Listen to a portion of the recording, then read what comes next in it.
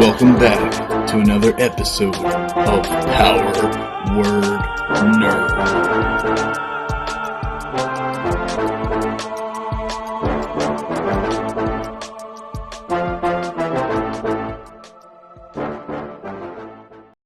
We are here to recap our first campaign of Dungeons & Dragons 5th edition, Order of the Burning Fist. We begin in the year 6355. Morgrim, brother of King Thorgrim, king of Kazakarum, led the Order of the Burning Fist at this time. New recruits arrived to join his order. Bretzen, Odoacer, and Zombini and Dara joined with current members Kevlian Greystone and Doken Swiftwater to serve the group. They were dispatched on a mission to save a young boy named Hans. The Burning Fist learned Hans was kidnapped from the town of Ubervin by Varro, a werewolf. In their search for Varro and a way to stop him, they met Agatha, a celestial, Ethel Greentooth, a witch, and Vlad, the son of the devil, a vampire. The Burning Fist traveled into the fetid garden to seek out Ethel. They sought after some of her swamp water near her shack as a component in reversing Hans' lycanthropy. Upon meeting Ethel, Bretzen signed a contract with her, requiring him to hold on to an old coin. After several monster attacks, Bretzen believed the coin was cursed and threw it away. This caused a break in the contract, bringing Ethel to come after Bretzen's soul for the rest of his mortal life. While in Vlad's mansion, Odoacer had four-way sex with 3 hags that lived there. The Order learned Varro's location from Vlad and headed out to slay him. Upon arrival, they learned Varro never left his cave, for he was protecting a powerful relic from evil forces, the Ring of the Damned. Varro intended to make Hans a werewolf to carry out his legacy and help protect the ring. The Burning Fist decided that they would take on this mission to protect the ring in exchange for Varro releasing Hans. Varro agreed. Zombini, Bretzen, Kevlian, Doken, and Odoacer all became werewolves. But before they had a chance to leave the cave, some of Vlad's henchmen arrived and attacked. Solomon, an old mage, and the 3 hags Odoacer had previously laid with. Varro and Hans were killed in the ensuing chaos. 2 of the 4 henchmen, a hag and Solomon, were killed in the fighting as well. 2 hags still remained. With Varro dead, the spell preventing Vlad from entering the cave was ended. Vlad arrived and claimed the Ring of the Damned. The Burning Fist returned to Morgrim's encampment for guidance, but they found him killed and turned into an undead monstrosity. They slayed the reanimated Morgrim and obtained his relic, the Burning Fist. Bretzen donned the gauntlet that was his order's namesake. Vlad's evil influence took hold and undead roamed the land. The Order of the Burning Fist traveled to the city of Detston, where they met an alchemist, promising to reward them if they saved the city from a cult of demon worshippers. The Order entered into a secret dungeon inside one of the temples within the city. There, they defeated the cult of demon worshippers and the demons they had summoned. They also met Brock, a devil who they spoke with but did not battle. They acquired 3 powerful artifacts before leaving the dungeon. A harness that summoned a nightmare. Odoacer named the nightmare Apocalypse. An evil gem, and Malefactor, a powerfully cursed mace. The Burning Fist returned to the alchemist for the reward. The alchemist confessed he failed to prepare the potions he promised because he expected the group to die on this quest. This enraged the Order. Odoacer and Zombini murdered the alchemist, but it was Bretzen that was blamed for the crime, an innocent bystander. He became an assassination target for the Blades of Fate, a group of assassins that traveled through time and dimension. As the Burning Fist scrambled to find a way to defeat Vlad, they traveled to Ferelden. They met King Theomir of Ferelden as well as some of his vassals. They met his strongest warrior, Ajax, a powerful wizard, Nathan, and the noble spy master, Sir Duncan. Upon arrival in Ferelden, the Burning Fist helped Theomir's defenders stave off a zombie invasion. They learned that Vlad may be headed to an island in the northeast to find a dragon called Venomfang. Nathan believed Vlad would kill the dragon and use the Ring of the Damned to transform it into a Dracolich. Decades ago, Doken's father, Erwin Swiftwater, traveled to that same island to find and slay Venomfang. He never returned. The Burning Fist traveled south to find a boat. While en route, Zombini's mind became corrupted with evil, as Odoacer attempted to control him with the evil gem he required in the city of Datston. Odoacer and the evil gem. In the middle of the night, Odoacer wakes Zombini and Dara and asks to speak with him, out of hearing range from the other adventurers. And Dara coolly regards the half-orc with his eyes, but grudgingly walks off into the night with the subhuman scum. Odoacer has never gotten along with Zombini, but the half-orc needs an ally for his quest to acquire more power. Only the Lord of Owls has shown the guts to do what must be done. The gem embedded into his hand axe calls to Odoacer. Kill, kill, kill for more power. And the warg requires a sacrifice to grant Odoacer the power he has now become obsessed with.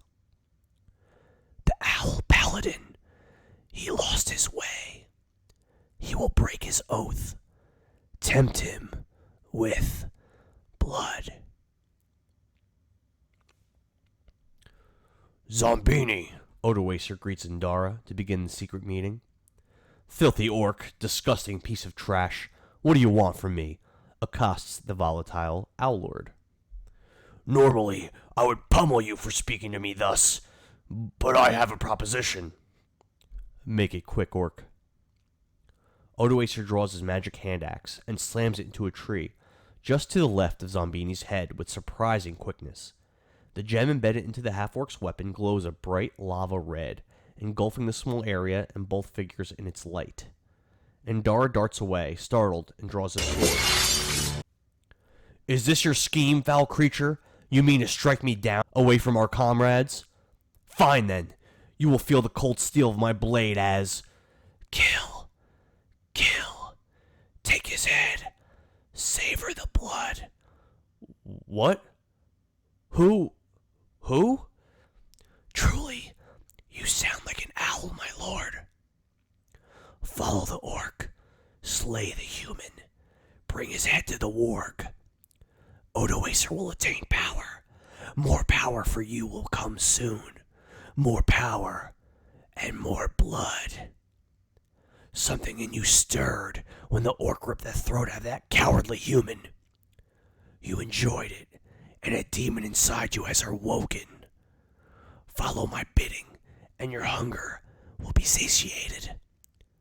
Follow my bidding, and your thirst will be quenched. Try to resist me, and you will go mad with the anguish and despair of forsaking your desires. All of a sudden, the voice ceased.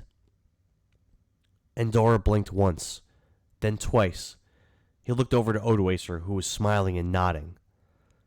The paladin and the half-orc walked back over to the camp and went to sleep, as if nothing had happened at all.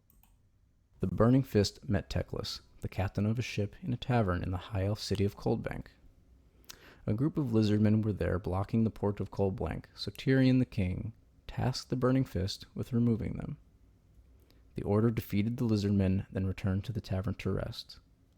Unfortunately, Zombini went into a murderous rage and tried to kill the boat captain in the middle of the night. But Zombini was stopped. The gem was destroyed, shattering his psyche. Teclis fled the Burning Fist and sailed away from Coldbank.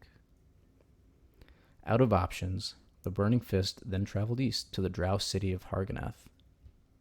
They met Queen Marathi, a sadistic and racist woman who hated tieflings. It did not appear the Order of the Burning Fist would be allowed to leave Harganath. So Kevlin Greystone attempted to intimidate Marathi, which initiated a battle with her and her elite guard. Zombini and Kevlian saved the Order from being completely wiped out, ending with Killian's death. Zambini transported the defeated and dying group to another plane, utilizing the power of Malfactor. Kevlin was later resurrected and rescued, but he was left disfigured from his fight and imprisonment with Queen Marathi. Harganeth, the city of the Drow, a dark and foreboding place. None leave lest she wills it, and even fewer yet live to tell of it. The witch Queen Marathi rules this underground dread fort through fear and ruthlessness. Nigh unbeatable in combat, the sight of her in a fight is breathtaking to behold, right until the moment your heart stops beating. Left with no choice, the Burning Fist comes to the entrance of the city. Blocked by an enormous wall unable to overcome, brute force proved useless, as the half-elf Kevlian already showed. The alpha of the pack knowingly and willingly puts himself in danger to rescue his kin. For that's what they are now. Brothers by not just circumstance, but brothers of the pack. Not even a week ago, he pulled the half-orc Odoacer from being drowned by the foul creature that Ethel Greentooth sent against them. The half-orc, brave, headstrong, but foolish. He snickers as Kevlian takes damage and is knocked off his feet from the door. An idea flashes across his tiny mind. He closes his giant white fist around his harness. Apocalypse, he thinks. His connection to the beast is ever present, and he is the only one who is blessed with seeing him enter the world. For the others, the steed merely appears out of nowhere. But not for Odoacer. He sees the truth, and oh, it is so gratifying. As he summons Apocalypse, a pool of blood forms on the ground at his feet. Slowly, it begins to froth and turn into a raging boil. A skeletal steed claws its way out of the blood into this world.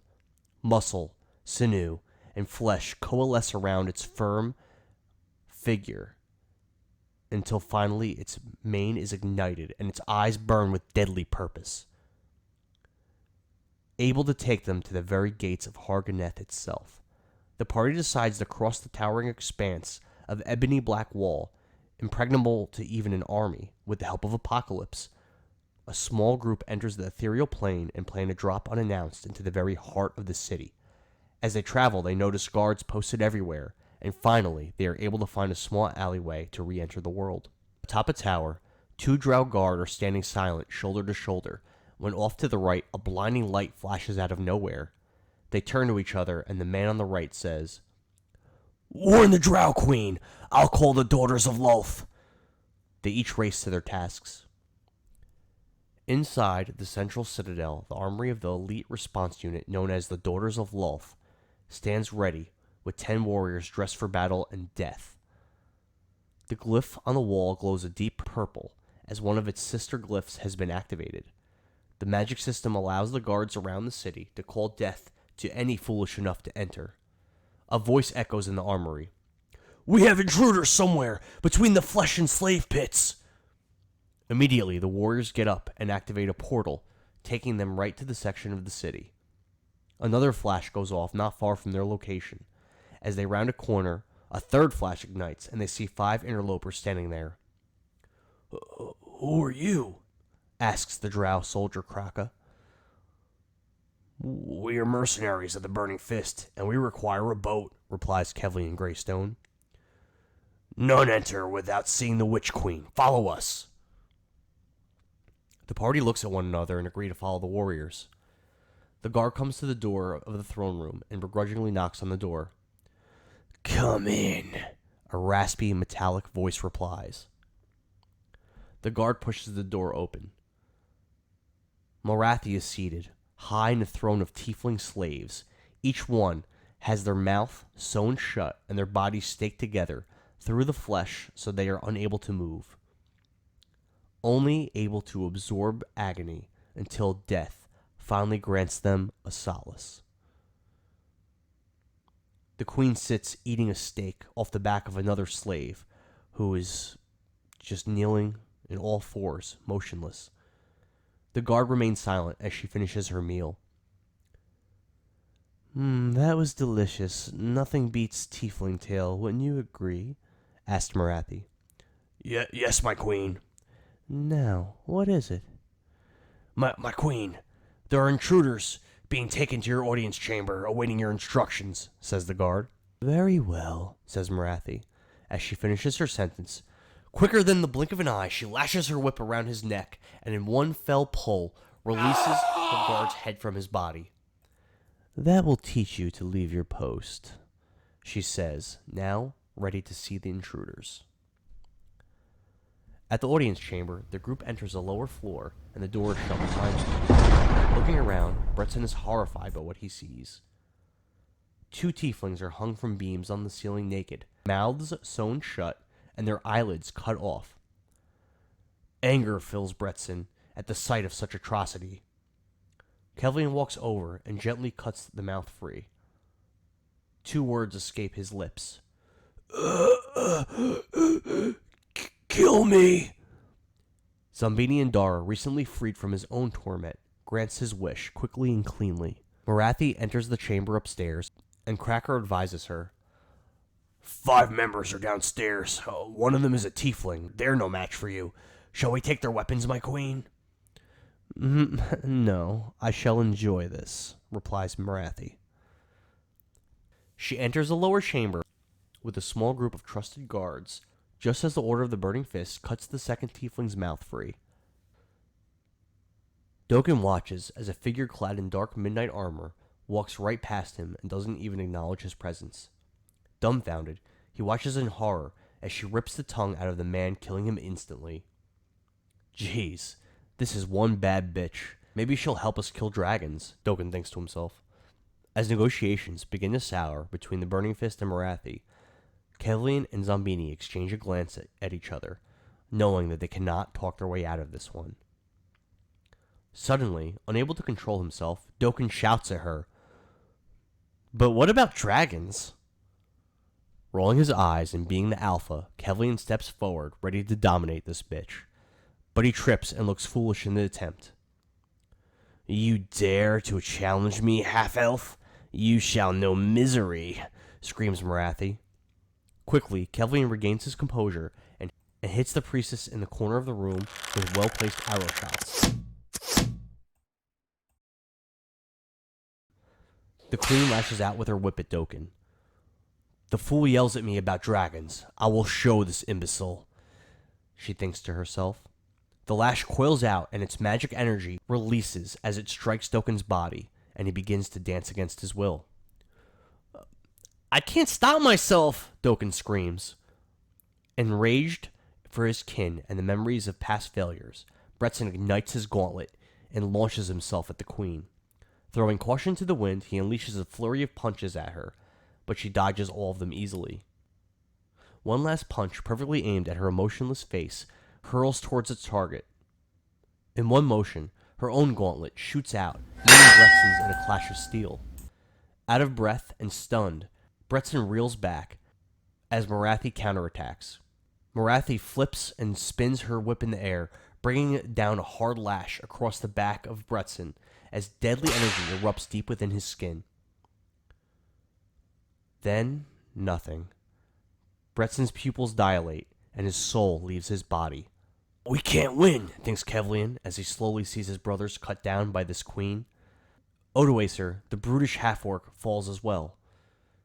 Dogen, our own magic user, reduced to nothing but a dancing fool by Marathi's whip. Kevlian looks over to Zombini and sees that the paladin is redeeming himself in the blood of his enemies. He has restored some of his honor, covered in the blood of drow, near the door to the throne room. In a last-ditch effort, Kevlian grabs the group together and beckons Zombini to do what must be done. Then he closes his eyes.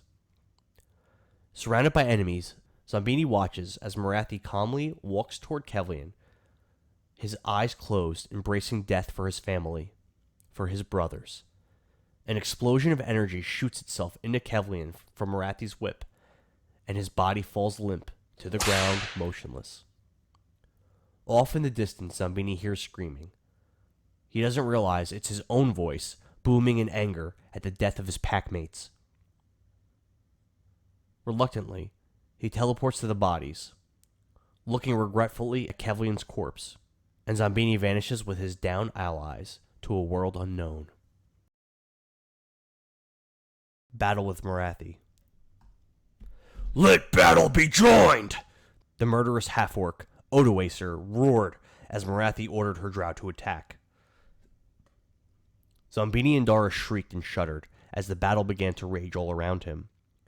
Kevlian deftly drew back on his bow and loosed an arrow at the drow priestess in the corner of the room. Simultaneously, Bretson's gauntlet flashed and was engulfed in flames. Bretson charged the drow queen and aimed his best attacks at the evil Marathi, but he stood no chance and was struck down. Was he dead? Her whip ripped through the air and struck Doken next. Visions of the glowing red gem seared into Owl Lord Andara's mind, and he looked over to Odoacer, terrified, as Odoacer charged the witch next. She can't be defeated in single combat, Andara thought. We must defeat her minions first, and then focus our attacks on the queen. Is Odoacer really this strategically inept? The drow priests began to chant, and Zombini knew he and his allies were in dire straits. He overcame his fear and charged at the nearest foe. "In the name of Tyr, the maimed god, I will punish this evil drow priest." He raised his mace into the air, and as the priest was a few words from completing his chant, Zombini brought the mace down into the drow's face. Andara felt his opponent's face sink in from the blow. Zombini's eyes went wide as he channeled his divine holy power and sent a jolt of radiant energy through his mace and into the drow's skull. The priest's head exploded in a stew of blood, brain, and bone onto the wall behind him. Andara nearly puked at this sight, but his nerves and his constitution were returning to him. He prayed, "I will take vengeance on Vlad for the killing of the young boy Hans and my ally Varro. I will take my vengeance on Marathi for killing Bretson, but first, the world must be cleansed of these vile drow minions." Andara heard many sets of footsteps heading down the stairs towards the doorway to this room. Kevlian was already pressed up against the door. He looked over to Doken, who was dancing and grinning like a fool. The evil orc swung his axe and slayed the drow priestess, while Bretson lay on the floor, unmoving. "I killed so many under Odoacer's influence, but the rest of us will die if I don't lead us to victory." The paladin, Zombini and Dara ran to the door and pushed up against it with all his might and prevented the drow guards on the other side from entering. Odoacer turned after killing the drow priestess and gave Zombini a bloodthirsty, evil look. It was a look that seemed to say, "You're next." Andara froze in fear and let go of the door. Kevlian screamed to Zombini, "No, what have you done?" As the door swung open and drow guards began to enter the room.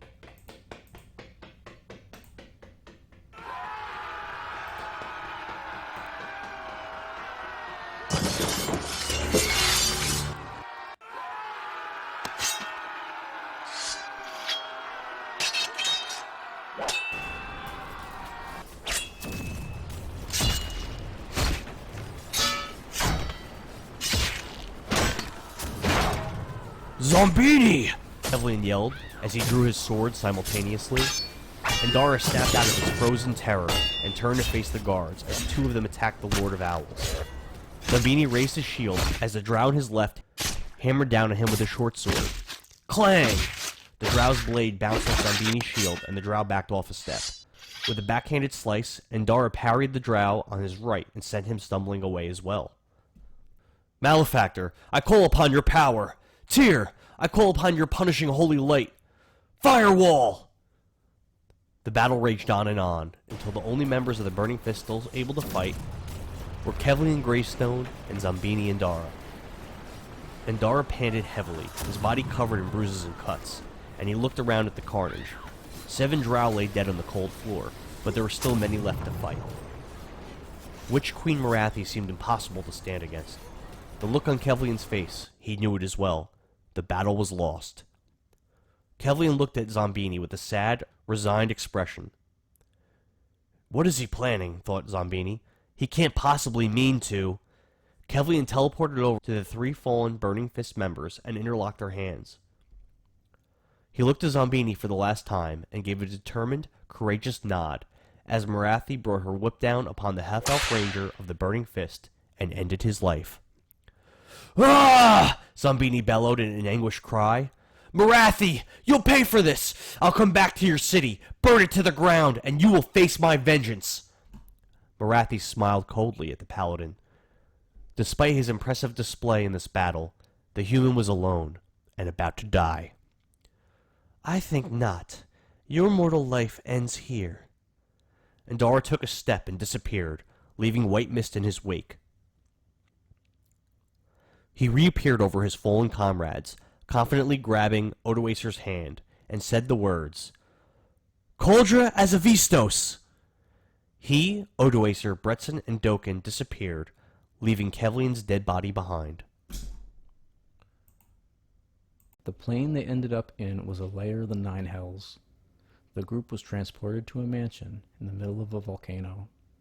Brock, the devil they had previously met, resided there. Brock would not permit the Burning Fist to rest in the mansion unless they signed a contract in blood. Doken Swiftwater was one of the few Burning Fist members capable of speaking after the battle with Marathi, for only he and Zombini still stood. Doken was taken out of the Marathi battle by her whip, which forced him to dance around like an idiot, but left him otherwise unharmed. Doken signed the contract without reading it, selling the souls of the Burning Fist to Archdevil Zariel. The Burning Fist traveled to Venomfang's island and battled the clan of Black Orcs.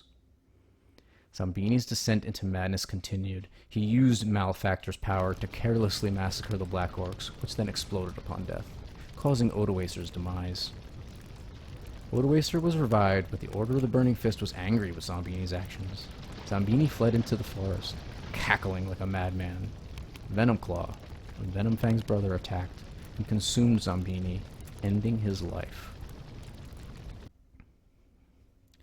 The Burning Fist found and rescued Erwin Swiftwater, Doken's father, and approached Venomfang by traversing the ethereal plane. When they neared the dragon, they came upon the two hags that had survived the battle in Varro's cave. They killed one of the hags, but the other fled. It appeared the hags were doing something to Venomfang from the ethereal plane. The Burning Fist re-entered the material plane to speak with Venomfang. The dragon appeared to be in great pain and partially mad. When speaking to him, the Burning Fists were alerted to an undead attack on Ferelden. They left Venomfang's lair and returned to Ferelden with haste. Upon arrival, Ferelden was indeed under siege. Vlad's undead forces were attacking from 3 separate gates. The Burning Fist split into 2 to defend 2 of the gates. King Thamer, Ajax, and Nathan of Ferelden went to the 3rd gate to defend it. The Burning Fist halted the undead advance at their gates, but Thamer, Ajax, and Nathan all perished, and were turned into undead slaves by the Ring of the Damned.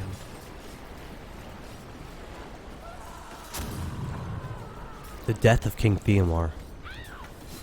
King Theomar looked to the skies. Easy, men. We've been through this shit before today. This is no different, the king said to Ajax and Nathan. As they arrived at the western gate, the king had hoped to find soldiers on his way, but there were none. His forces were either on the wall or dead. If the Order of the Burning Fist did not come back, he assured the castle would fall. My king, said Ajax. There they are, climbing over the wall. He was right.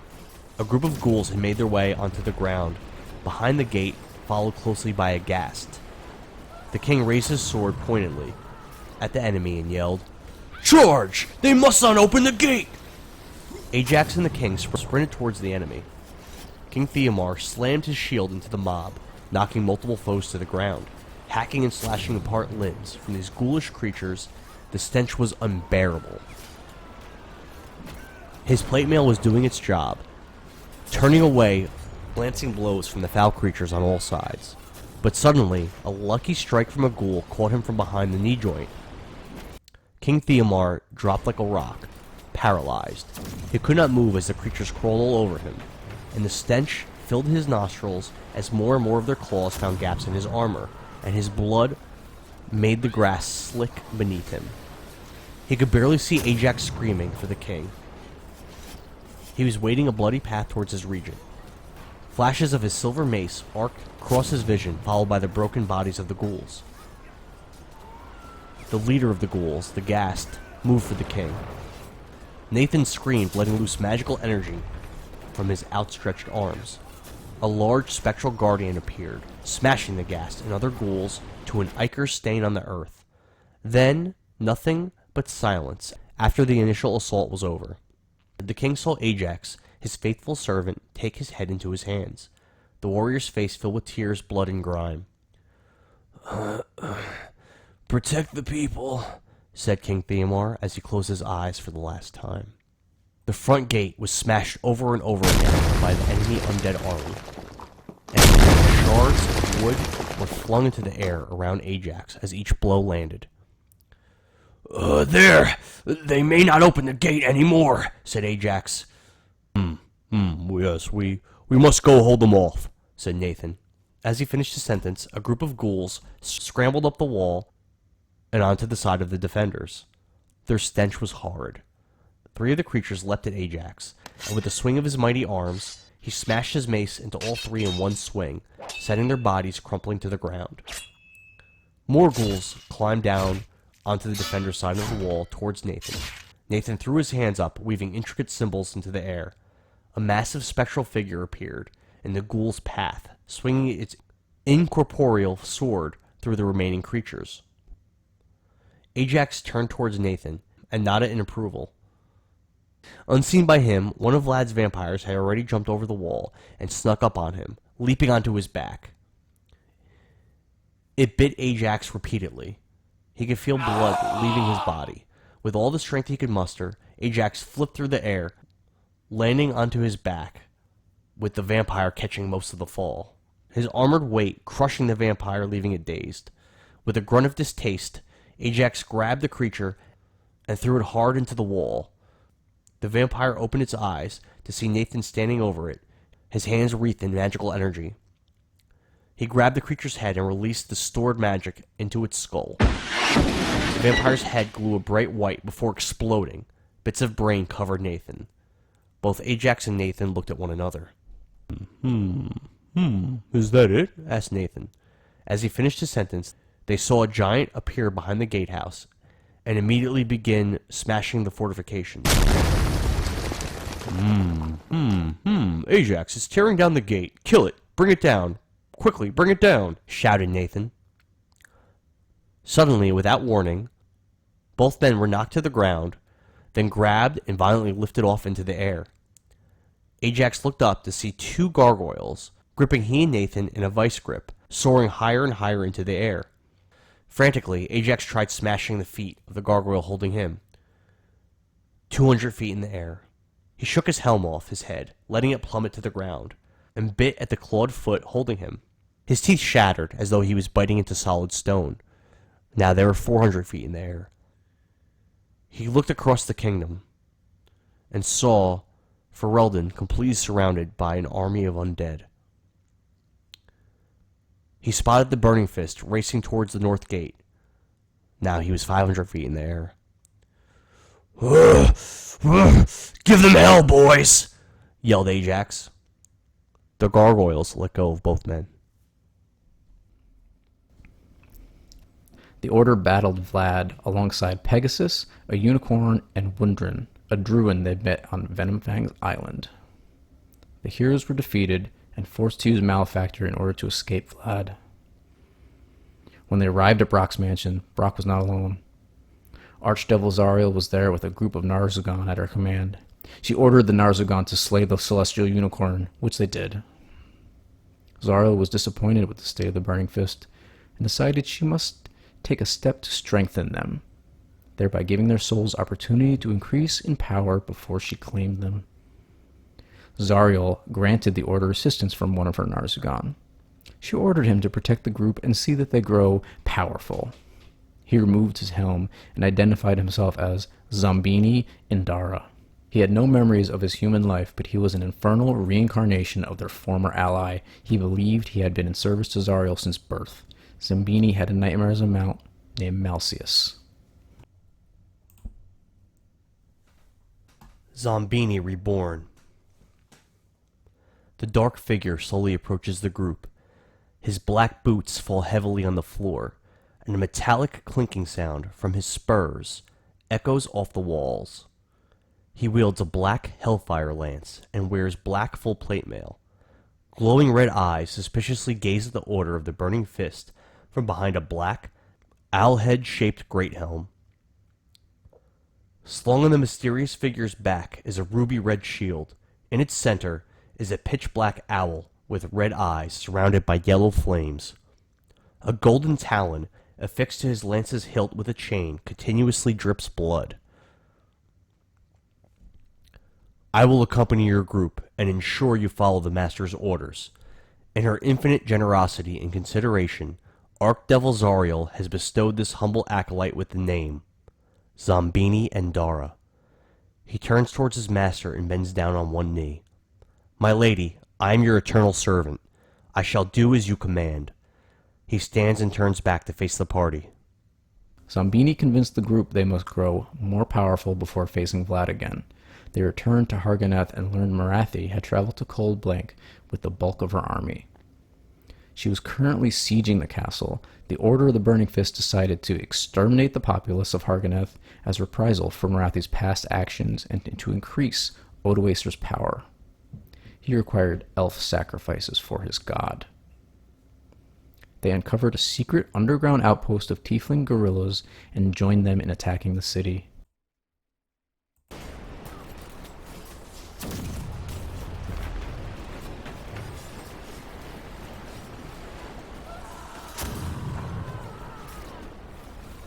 Many drow were killed, including Eldair, Marathi's daughter. Erwin Swiftwater was killed by Eldair's bodyguard. Around this time, Marathi returned to Harganeth. Coldbank had been burned to the ground, and King Tyrion was executed. Eldair. We could not find the intruders at the wall. They killed the guards posted there. Find them and stay on alert. Something's amiss, replied Eldair. She turned as she left the throne room. She walked over, past the throne built of living tieflings, kicking one as she walked by. Who would dare infiltrate Harganeth? How foolish. Lost in her mind, suddenly she heard alarms coming from the slave pits. Guards rushed into the room, knelt and said, It would appear a group of escaped tieflings have come to free all the slaves. They number over 100, it appears. Why are you wasting time here? Go reinforce those stationed there and take others with you. If they succeed, my mother will have you as part of this chair, said Eldair as she cast a hand towards the throne. Without pause, all rushed out of the room. Eldair thought the tieflings timed this well. She was surprised at their cunning. She walked towards the window to gaze towards the slave pits, the cold floor against her bare feet traveling up her body. As she stood there, a nose from the way to the drider pits. Ah, I see. You aim to take the tower. Let us gauge your strength. A half-elf walked through, declaring himself from the Order of the Burning Fist. Eldair's mother had told her of this order. She was furious they had escaped her.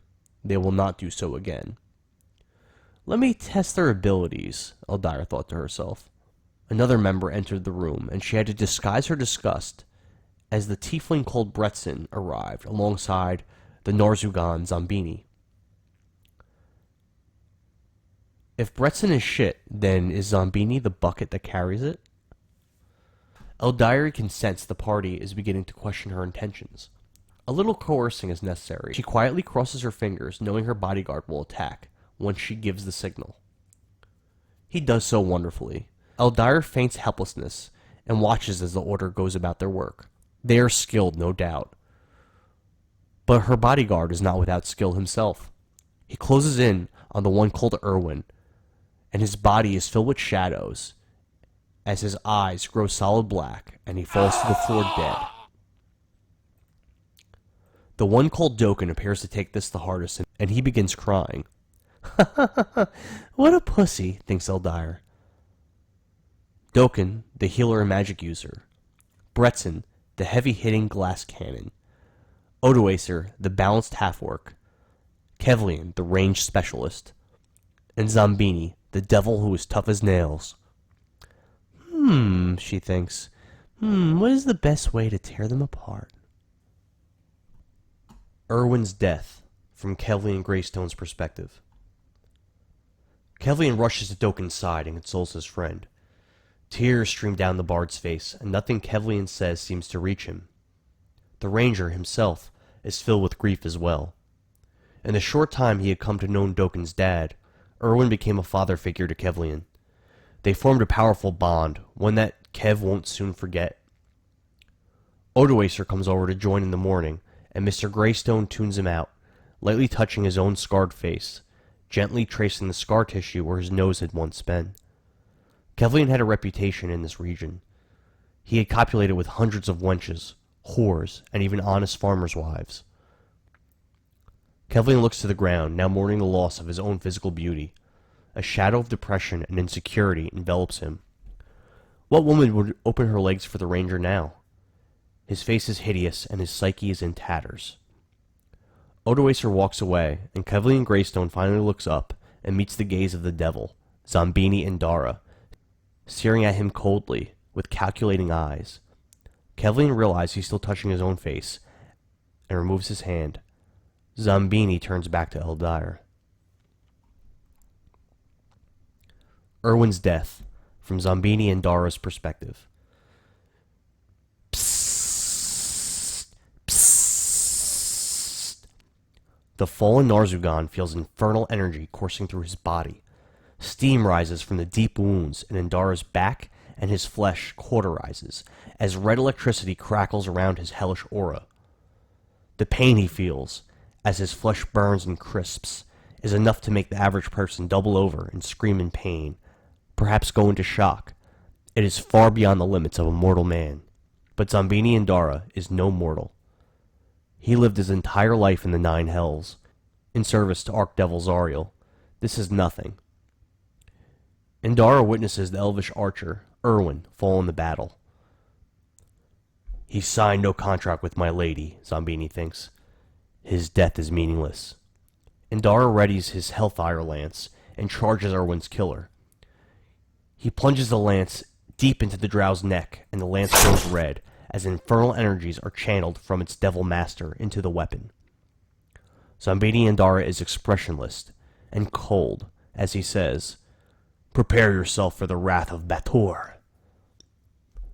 Before the Narzugan can discharge his evil energies into the drow, Zombini feels the dark elf's light die out, and its soul is sucked into the lance and sent to Avernus. Disappointed with the lack of a formidable opponent, Zombini looks at his lance and says aloud, but softly, "My master commanded all Narzugan to name their Hellfire lances after being inspired in battle. This humble servant will name his weapon Drow Killer." Zombini slowly walks over to Eldir and shoots a quick glance to the one called Doken. The half-elf bard is screaming in anguish, crying in pain, and gritting his teeth in rage. "Yes," Indara thought to himself, "let the pain of loss fuel your power. Let rage overcome your soul and your body grow strong." He stops in front of Eldir and waits patiently while Kevlian, Odoacer, and Doken mourn the loss of Erwin. Indara is aware of Odoacer's deceptions. He does not truly care, but is playing to the emotional weakness of some members of the group. He's a clever one. Odoacer breaks off from Kevlian and Doken once an appropriate amount of mourning is displayed and stands beside Zombini. The rest of the group return to speak with Eldir as well, and Indara considers how best to go about completing his mission. The Narzugan looks the half-orc up and down, reflecting on his murderous blasphemy. As much as Odoacer enraged Zombini with his actions, the disgusting display did bring the order to another battle, and the group will be stronger and more experienced because of it. Zombini Indara mulls in his head various ways to grow the group's power for his master. Burning the Drow city to ash and offering the souls to the orc god is one way. Sowing seeds of vengeance and fury into Doken's heart is another. Manipulating Kevlian's vanity and insecurities could work as well. Bretson will be a hard nut to crack. "The bitch is lying to us! She's as treacherous as her mother!" Odoacer cries. The Order of the Burning Fist draws their weapons, and Eldir assumes a fighting stance. Zombini's cold, emotionless face forms a cruel smile. Ah, this will do. Morathi returns to Harganeth. Feeling elated over her victory against the High Elves of Coldbank, Morathi walks back to her city at the head of her host. Approaching the gate, she holds up her hand in a fist, and the massive column behind her stops instantly. She waits, and nothing happens. Agitated, she turns and grabs a drow and pushes him towards the gate. Go find out why they are not opening the gate. The drow disappears, and a few minutes later he opens the gate, and Morathi walks through. Where are the dimwits here? She demands. The drow looks at her feet. They are dead, and the city appears to be under siege. Without a sound, Morathi plunges her gauntlet into the man's face, crushing the bones there and ripping out his brain. She nonchalantly tosses his brain to the ground. She turns to the warriors behind her. Go! Find out what disturbance is in the city, now! The column files into the city, and they fan out into all the dark corners. Morathi strides towards her tower, awaiting information. As she gets to her tower, she enters cautiously, her whip in her hand, ready to strike like a deadly scorpion. She hears no sound as she gets to her throne room. On well-oiled hinges, she swings the door open without a sound. Where is my throne, Eldire? She questions, but gets no reply. Suddenly, she sees the body of her daughter slumped against the wall. Words written in blood next to her corpse. You're next. A group of Morathi's finest female warriors, clad in heavy armor, run up next to the queen and witness the scene before them. The slaves have escaped, my lady. We don't yet know we don't yet know how they got in, or... Morathi holds up her hand, motioning them to stop. She sees a trail of blood leading to the Drider Den. Go down there and see where this leads, Morathi orders.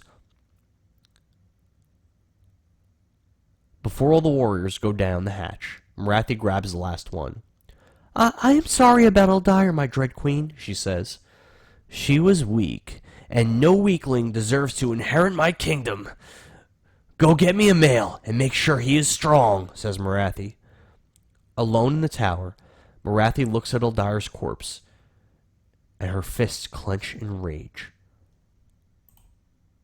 And the Burning Fist fled. They continued on an adventure to increase their power. They encountered Krakara, a kraken on a mysterious island, and found some powerful artifacts there. Doken and Odoacer declined to disembark their ship, and Bretson died carelessly charging into opponents on the island. Again. Bretson was later revived. Zombini had been observing the group and came to the conclusion that Kevlian Greystone was the chosen one and should become the champion of Bator. Kevlian had become drastically more powerful with Zombini's help and his new weaponry. The sounds of gloved and mailed hands digging in the dirt can be heard in a secluded area on a tropical island. Zombini and Dara and Kevlian Greystone bury Bretson, who fell in battle against the mighty kraken Krakara. Afterwards, they make their way to an unexplored islander village. Kevlian plans to utilize his stealth abilities and infiltrate the village, while Zombini follows and watches from the ethereal plane. A marvelous plan, Zombini thinks to himself. Kevlian is a crafty mortal, for certain. Kevlian's operation proceeds in an efficient fashion, and the two easily slip past the villagers and enter a central locale within the village. As Kevlian begins to converse with the old man in a central hut, winning the gentleman over with his friendly demeanor, leadership, and commanding presence, Dara can't help but to think on the battle with the high priests and the kraken. Bretson, a tiefling and a devil brother of sorts to Zombini, his strength and anger towards Morathi and the drow, Dara was certain that Bretson was to be Zariel's champion. The Narzugon would lead Hell's armies in conquering this world. But Bretson tripped over himself in epic fashion and was summarily killed by the priest savages. How can Bretson be the chosen champion of Bator? Dokkan Swiftwater, a powerful mage bard and wielder of one of Hell's weapons. Well, he was another candidate to lead Zariel's forces. And yet, he was too cowardly to brave his way to the island and adventure for treasure and more power. He asks idiotic questions over and over and over again. He is not the chosen one either. Dokkan and Bretson will make fine servants like myself, Zombini concludes, but I have failed to find a true champion. The others, Odoacer and Kevlian, they are fine as well. I will continue on this journey and ensure they become competent Narzugon and vassals of Hell. Kevlian and Zombini learn some history about the island and investigate its origins and secrets. Their adventure leads them to a cavern, hundreds of feet below the sea. They discover 2 magic weapons, 2 treasure chests, and a pearl kraken statue. Zombini exits the ethereal plane and grabs the trident. He quickly re-enters the ethereal plane as 3 water elementals speed blitz around the area searching. Zombini is stumped on how to take the rest of the treasures, but once again, Kevlian devises a strategy to safely obtain all the artifacts and items. Impressive, thinks the devil. This half-elf is quite cunning. Using a magical light that Kevlian strategically placed on the cavern ceiling, the water elementals are distracted long enough to procure all of the items. The island begins to crumble and break apart as the statue is moved, so Kevlian and Indara leave it behind. The 2 warriors return to the boat on Zombini's flaming steed Malseus, and Kevlian has the idea to dump the chest of gold coins onto Dokkan's sleeping form as a way to mock him for his cowardice. Huh, cheeky, thinks Zombini, as he aids Kev in dumping out the contents of the chest. Truly, this does nothing to help my mission, but I enjoy spending time with this mortal. How strange. Bretson is revived and the group continues on to the Dwarven city. They encounter a magical dwarven blacksmith named Vandag. He unveils the true power of Bretson's flaming fist, and Zombini's disappointment in Bretson increases, as it becomes apparent that Bretson weakens the powerful effects of the weapon. Only a dwarf can truly bring out the fist's potential. Any hope that Zombini still had of Bretson as a potential leader of Hell's armies is dashed away for good. Things proceed as Zombini expects, until something happens that surprises him and causes his devil blood to run boiling hot. "Do you have a battle master or someone to hone our fighting skills with?" Kevlian asked the dwarven blacksmith. "Try me. We will see what you're made of, half-elf," chuckles Vandag Amberbender. "Come to the fighting pits." The half-elf ranger, Kevlian Greystone, is bold and courageous to challenge this flaming dwarf to single combat. Does he have the mettle to back it up? As the Burning Fist, Zombini and Dara and Vandag head to the fighting pits, Dokkan, typically, suggests Vandag fights the Burning Fist in its entirety by himself. And Dara spits in disgust at this coward's suggestion. Vandag and Kevlian are also unhappy. Battle between Kevlian and Vandag rages. Zombini began his viewing of the fight with some interest in seeing what the dwarf could do, but as the fighting intensified, he found himself cheering Kevlian on. He witnessed Kevlian's body being burnt by Vandag's magical armor, Vandag's mace slamming into Kevlian's face and ribs, the dwarf's flames being absorbed by the half-elf and shot back at him by the ranger's longsword, and much more impressive displays by the 2 warriors. Finally, Kevlian drew out his magical net, the weapon that he and Zombini obtained underneath the island of the Kraken Krakala. Surely he doesn't intend to learn how to use this powerful artifact in the midst of intense battle. He's throwing this hard-fought contest away, Zombini thought. Yet, like a master, Kevlian hurled the net onto Vandag and pulled on it, toppling the dwarf over in a tangled heap. Kevlian drew back his bow, Dragon Rend, as his body pulsated with electricity, and let loose a final arrow, striking Vandag and causing an explosion of electric current to crackle and jump into the air. I yield! I yield! Cried the dwarven warrior. Zombini looks down at the wooden fence post he had been gripping since the beginning of this battle. He had been squeezing it so hard with excitement, the wood was splintered and smeared with his own blood. Zombini came to the realization. This half-elf, he's a courageous leader, a cunning strategist, and a ferocious warrior. Perhaps I haven't failed to find Zariel's champion, after all. Next, the order traveled to Kazakarum. Kevlian challenged the city's warrior's blacksmith, Vandag, to single combat and defeated him, impressing Zombini even further. King Thorgrim made a request of the order, and they found themselves traversing a mineshaft elevator, entering a time-altering portal, battling fire-immune devils, and crossing the River Lith. During this adventure, the Burning Fist mistakenly freed the soul of Nosferatu, elder vampire and Vlad's mentor, from captivity, unbeknownst to them. Zombini had been carrying Eldair's head in a bag in order to have a powerful weapon crafted for Kevlian. Zombini revealed this fact to an ancient dragon on the river, and the dragon demanded the head. Zombini refused. He told the ancient dragon to come and get it. The ancient dragon attacked the group. Bretson was killed, and Odoacer sacrificed himself in order to convince the dragon to let the others escape. Kevlian lost most of his intelligence and sense after falling into the River Lith during the battle. Zombini, Doken, and Kevlian fled back through the portal and ascended the elevator. It should be noted, Doken removed his lycanthropic curse a short time before venturing to Kazakarum.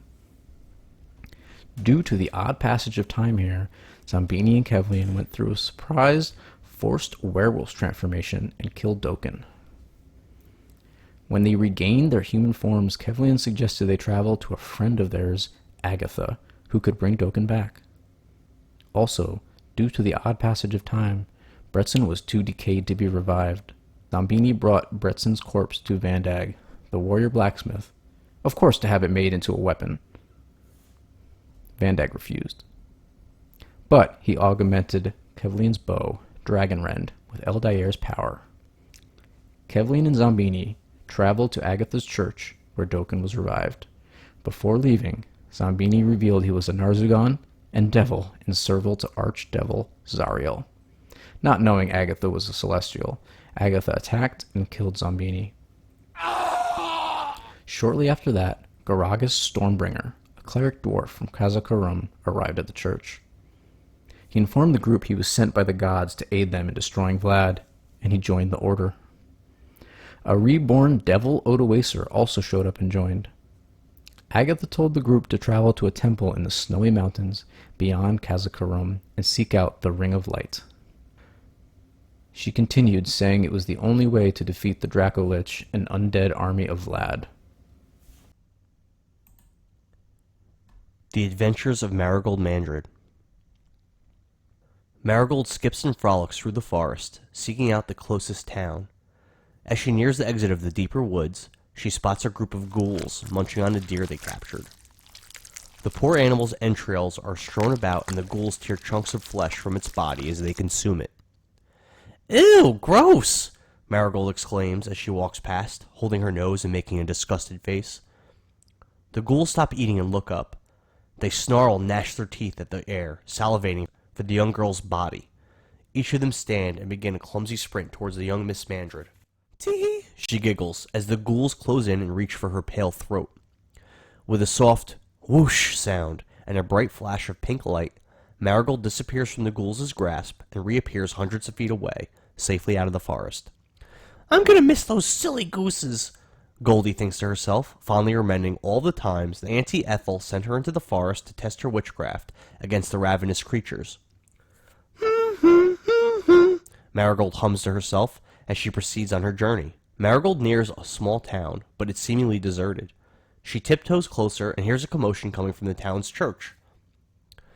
"Oh my, people are in there," she excitedly realizes. "I should go and introduce myself. Auntie says it's rude to sneak around in the shadows like a creepo and stay silent." She enters the town and starts towards the church when she suddenly hears a shuffling sound in between two of the houses. Marigold turns towards the sound and sees the outline of a humanoid figure. "Hi, nice to meet you. I'm Marigold, but you can call me Goldie, or Mary, or Goldie Gold, or Little Miss Goldie Pants if you like. What's your name, mister?" She excitedly introduces herself to the stranger. The figure moans and comes into Marigold's view. Standing before her is a ragged man in torn clothes. Patches of rotting skin hang loosely from his chest and face, and his mouth and teeth are stained a bright red. "Are you okay, mister? Not to be rude, but you're kind of a no-go." The zombie stumbles towards Mary with surprising speed and grabs her shoulders. "Ew, get off of me, pervert!" she shrieks. Her harsh words reverberate through the zombie's body and cause physical damage as both of his legs explode in a bloody combustion and cover him in red filth. The creature falls to the ground and catches itself from landing flat by grabbing onto Mary's thighs. "I thought I'd like meeting new people in this great big world, but you're way too grabby. Guess I'll have to hurt you, you uggo perv," she says as she raises one hand and points her palm at the zombie's head. "Hocus pocus, mother and milk, a surprise is a jolt, sheep and silk, weather this bolt, you creep old ilk," she melodiously rhymes as a blast of lightning bursts forth from her palm and strikes the creature's skull, causing it to burst into flames and detonate, spraying brain and bone in all directions. Tee! Marigold starts back towards the church and the commotion she heard within. On their way to the temple, they were joined by Marigold Mandred, a bubbly 14-year-old female witch against her will. She was the niece of Ethel Greentooth. They also met some assassins from the Blades of Fate who were looking for Bretson, to kill him for the murder of the alchemist. He was not with the Order, for he was dead. So the two forces did not battle. The Order entered the temple, which was connected to Birdhaven, an ancestral Endara castle. Shortly after arriving, the group was knocked unconscious by some sort of magic. During that time, Marigold was abducted by Exbalto Valadaxos, a powerful mind mage. He had been searching for the Ring of Light for decades and realized the Burning Fist might lead him to it. The Order delved into the temple and uncovered Exbalto's plot, slaying him and rescuing Marigold. They attained the Ring of Light, and Tyr freed Kevlian, Dokkan, and Odoacer from the grasp of Zariel's contract. The Burning Fist traveled to Ferelden to confront Vlad. Using the power of the ring, Dokkan obliterated the undead army outside of Ferelden. Marigold disguised herself and attempted to infiltrate Vlad's lair, posing as Nosferatu. Unbeknownst to the group, the real Nosferatu had already reunited with Vlad and was currently in the castle. Vlad attacked the Order of the Burning Fist alongside Nosferatu, Venomfang, King Theomir, Ajax, Nathan, and other subjects under his control. Sir Duncan and other townsfolk were prisoners, suspended in cages above the throne room where the battle took place. The Ring of Light destroyed Venomfang, King Theomir, Ajax, and Nathan. When the battle started to turn against them, 3 angels arrived on the battlefield to assist the forces of good. Zariel sent Devil Bretson and a deformed Devil Zombini to the battlefield to punish the Burning Fist for breaking the contract with her. Wilma Wormwiggle, the only survivor of Vlad's 3 hags, joined the battle as well. Realizing the battle was turning in the Burning Fist's favor, Nosferatu and Wilma retreated. Bretson and Zombini were slain. Vlad was defeated and fled into a back room, retreating into his coffin, too badly wounded to move any longer. The Ring of the Damned and the Ring of the Light were placed on his chest. Then Kevlian and Dokkan stabbed through both with a wooden stake into his heart. Vlad was finally destroyed, but a black hole opened up in the room from the power of the rings being used in conjunction with one another. The black hole vacuumed all of the Burning Fist inside of it before closing, except for Dokkan, who escaped. Dokkan Swiftwater was crowned King of Ferelden by Sir Duncan and the surviving Ferelden citizens. Year 6356. Dokkan commissioned the erection of statues commemorating the fallen members of the Order of the Burning Fist. King Dokkan Swiftwater married Genlia Abasion, one of his subjects. The defeat of Vlad, son of the devil. Ha ha ha! "This is the end for you," yells the giant red devil, Odoacer, as he soars through the air. In his huge red arms, he holds Vlad, the vampire who is inches away from ascending and becoming a vampire god. "No, it can't end this way," screams Vlad. "Nosferatu, come back, you bastard. We are so close to achieving our dream." Odoacer dive bombs down towards the throne room floor. Vlad sees his long life pass before his eyes, being sired by Nosferatu, murdering Pianus Greystone, meeting the Order of the Burning Fist, reclaiming the Ring of the Damned. Was it all for naught? Boom! With a thunderous crash, Odoacer slams Vlad into the marble.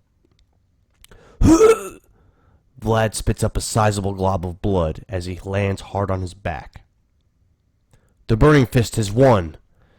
They stand around the incapacitated vampire, panting. Odoacer flies up to the prisoners suspended in cages from the ceilings and frees each one. They thank the Red Devil. "Thank you, friends from the Burning Fist. Come, let's free the others in the dungeons," says a grateful Sir Duncan. He and the others leave. Odoacer shrinks and resumes his orcish form. He looks around the room at the other victors. Gragas Stormbringer, a dwarvish cleric chosen by the heavens to aid the Burning Fist in their quest. His love of magic drove him from the other dwarves of Kazkarum, but his fierceness and arcane power has helped the Burning Fist in their ultimate victory. Marigold Mandred, niece to the vile witch, Ethel Greentooth. Marigold is a supple, 14-year-old blonde bombshell of a witch in training. She was at first thought to be a nuisance when she joined the Burning Fist, while the group delved into the Birdhaven ruins.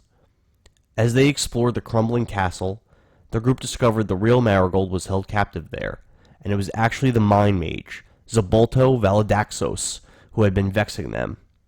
They slayed Zabalto. Marigold has been a valuable ally since. Doken Swiftwater, a half-elf bard whose love of the fireball spell and shiny loot are as consistent as his search for dragons and potions. Doken saved his long-lost father, Erwin Swiftwater, during the campaign against Vlad, but he was sadly killed by a servant of the Drow princess, Eldair. His powers have grown as the group fought their way back to Ferelden. Kevlian Greystone, a half-elf ranger with incredible skill and courage. Chosen by the Narzugan, Zombini, and Dara to be Archdevil Zariel's champion, Kevlian has obtained a great deal of strength as of late. Becoming the hero that saved Ferelden fills his thoughts and is in his blood. Odoacer has tasted death and lost his original self in the fires of hell. He was reborn to serve Zariel, but the gods gave him a second chance. He chose to see the mission to defeat Vlad through. Odoacer has thoroughly enjoyed fighting alongside the Burning Fist. He feels at home with them and will do all he can to stay at their side. Suddenly, Vlad's body begins to contort and change. Then, whoosh! His body turns into a fine mist and floats along the throne room floor. "He's getting away!" hollers Odoacer as the mist appears to disappear under the far wall. Kevlian runs up to the wall and examines it. "There's a door here," he exclaims. The door is opened, and behind it is a small room. A single coffin sits in the center. Kevlian bravely approaches and opens the lid, revealing the wounded vampire Vlad. He appears unconscious. "Doken, come, bring the ring," orders Kevlian. "Tee-hee, what are you silly gooses up to?" inquires Marigold. Doken has a determined look on his face. He looks down at the ring of light on his finger. The ring glows with magic power. He looks over to Kevlian and sees him remove the Ring of the Damned from Vlad. "Hurry, Doken," shouts the half-elf ranger. "Bring the ring to me. Let's end this." "No." "What?" Kevlian looks up from Vlad in disbelief. "No," answers Doken. "I will not give you the ring. I'll kill Vlad. Hand over the Ring of the Damned." In an instant, Kevlian is right in Doken's face. He views himself as the hero destined to save the world. He would not let this bard stand in his way. "Hand over the ring. I will save Ferelden," Kevlian shouts in a thunderous rage. No, Doken meekly responds. This ring is... Give it here! Kevlian's furious mug is half an inch from Doken's fearful face. Doken can smell Kevlian's breath and see the anger in his eyes. Doken cringes in fright and shrinks away from Kevlian. Let's do it together then, growls an impatient Greystone. Fine, a resigned Doken concedes. Both rings are placed on Vlad's body. Kevlian and Doken hold a wooden stake, all four of their hands gripping it tightly. They plunge the stake down through both rings and into Vlad's chest. The vampire's eyes shoot open. Vlad lets out a pained hissing sound, followed by an ungodly scream. His body starts smoking, and his skin begins to melt from his bones. Doken and Kevlian look at one another, sharing a victorious smile. Crash! The ceiling above and floor below them begins to rip apart. They both take a step back, and the Order of the Burning Fist witnesses a horrifying sight. Blackness. A dark, swirling ball of nothingness creates a vacuum, sucking everything nearby inside. Marigold, Kevlian, and Gragas are all sucked into the void. Kevlian uses his last moment in this dimension to shove Doken out of the way. No! Shouts Odoacer. We must stick together! Guys, I'm coming! He leaps into the vortex. Dimension door, says Doken. He teleports out of danger and back into the throne room. The black hole dissipates and all grows eerily silent. Boom! Sir Duncan rushes back into the throne room, slamming the doors open. What has happened? I heard a great commotion from the dungeons. Is all right here? Doken's skin is pale from his brush with the black hole, but he regains his composure. Everyone is gone. Gone? What do you mean, gone? Sir Duncan briskly walks up to the shaken half-elf and looks into his eyes. Please, we need your order to help Ferelden recover from Vlad's evil. We need your strength. Please, tell me what happened. The others that Vlad held prisoner enter the throne room. There are now dozens of men and women surrounding Doken. It was Vlad, Doken answers, looking away from Sir Duncan and down at the ground. Did he revive himself somehow? How did he do it? Damn it, what happened? Tell us! A thought occurs to Doken. Doken looks up at Sir Duncan, straight into his eyes. Vlad was feigning defeat. He cast a spell and vacuumed the others into another dimension. Then he tried to kill me in single combat. You defeated him? Sir Duncan eyes Doken Swiftwater suspiciously. Alone? Yes, I slayed the vampire Vlad. I saved Ferelden. But he was so powerful. How did you... Sir Duncan starts to ask. Before he can finish, one of the other prisoners yells out, Doken, savior of Ferelden! You delivered us from evil! Another prisoner exclaims, Doken the righteous! You saved us all! Thank you! There is a clamor in the throne room as each prisoner rains praise on Doken, congratulating him for the victory. Sir Duncan draws his sword and raises it in the air. Doken Swiftwater! King Theomar left no heir! We need someone strong to lead Ferelden through these dark times! Sir Duncan kneels in front of Doken. Your Grace, you are the one destined to bring us into the light. My sword is yours, in victory and defeat, from this day until my last day. All hail King Doken, the righteous! And in unison the crowd, all hail! King Doken the righteous! King Swiftwater!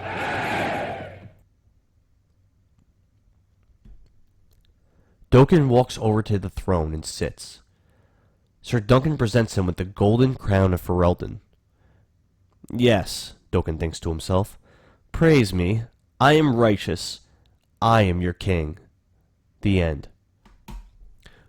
Doken had statues erected to commemorate his fallen allies of the Burning Fist. Odoacer, Zambini and Dara, Bretson, Gragas Stormbringer, Kevlian Greystone, Marigold Mandred, Erwin Swiftwater.